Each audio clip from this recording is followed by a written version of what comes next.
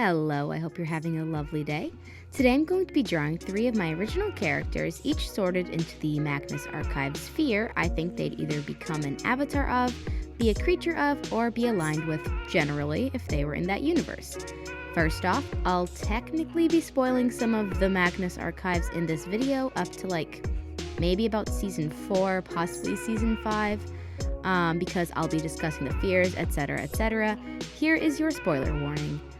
For those who don't know, the Magnus Archives is a horror fiction anthology podcast produced by Rusty Quill, written and performed by Jonathan Sims, and directed by Alexander J. Newell. It starts with seemingly unconnected stories, but slowly builds into a larger plot. Avatars are formed from people who are drawn to these fear entities more than they're repulsed by them. Like how John's thirst for knowledge becomes obsessive and increasingly a detriment to himself and those around him, etc., etc. So, I really tried to lean into that kind of idea as I drew these illustrations for my characters.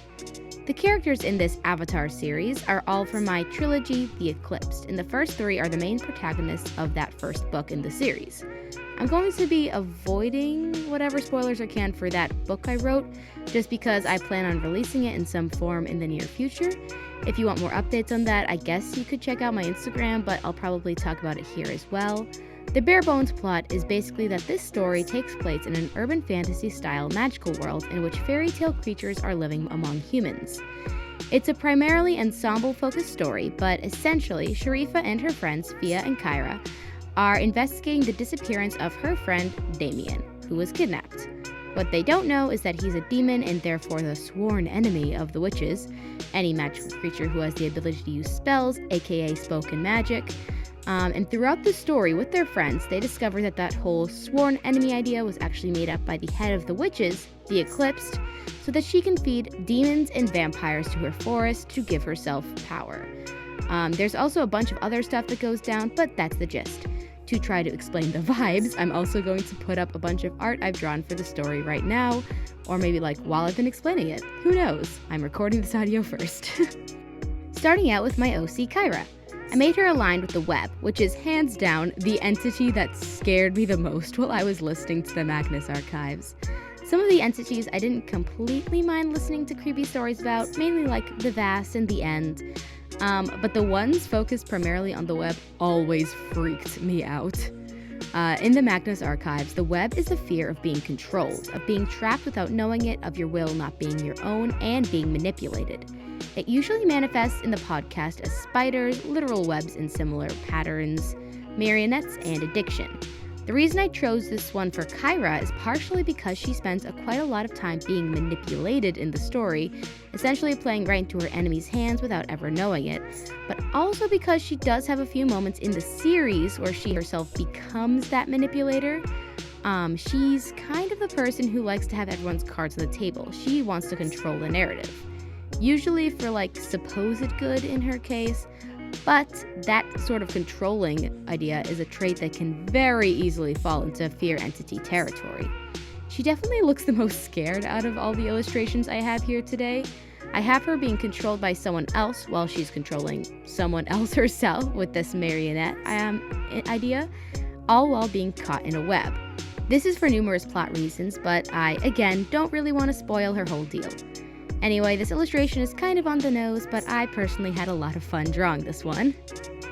The second original character I'm turning into an inhuman avatar is Fiadh.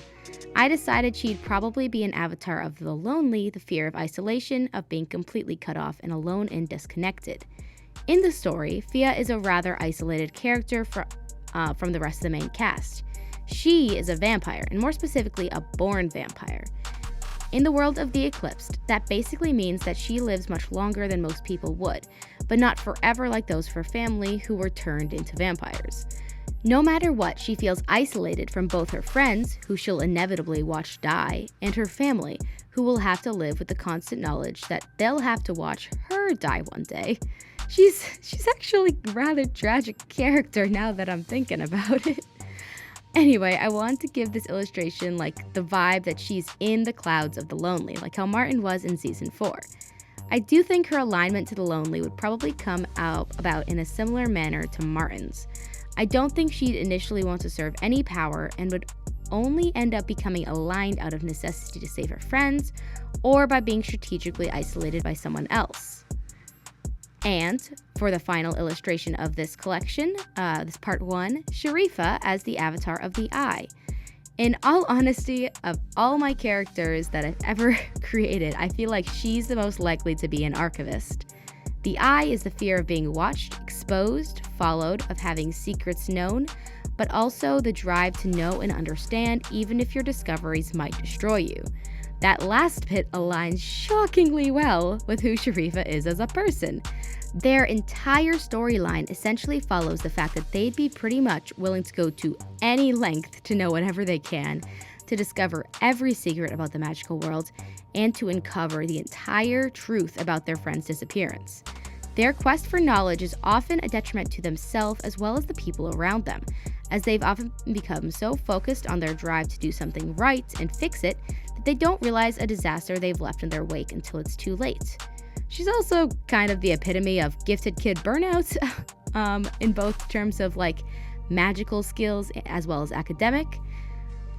I feel like she'd also be more on the Jonathan Sims scale of whether or not she'd like her ability to compel people to answer her questions.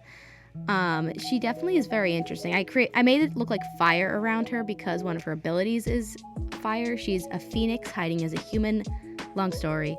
But anyway, Sharifa is actually my favorite character to write in the series, like from her point of view. They're such an interesting person and also are in desperate need of a hug. And that's about it. What fear entity do you think you'd be aligned with? I feel like if I was going to be aligned with any of these entities, it would probably end up being like the eye or something, or the buried. The first time I heard some of those buried episodes, I was low-key like, it's a dirt hug. Chill out, it's fine. Because I was just imagining how nice it would be to have what is essentially a metric ton of weighted blankets. So yeah, closing thoughts. Drink water, be nice to yourself, and keep drawing. If you like this video, feel free to leave a like or subscribe or whatever you would like. I'm going to be continuing this series with parts 2 and 3 in a little bit. Don't know when that's coming. But yeah, have a nice day.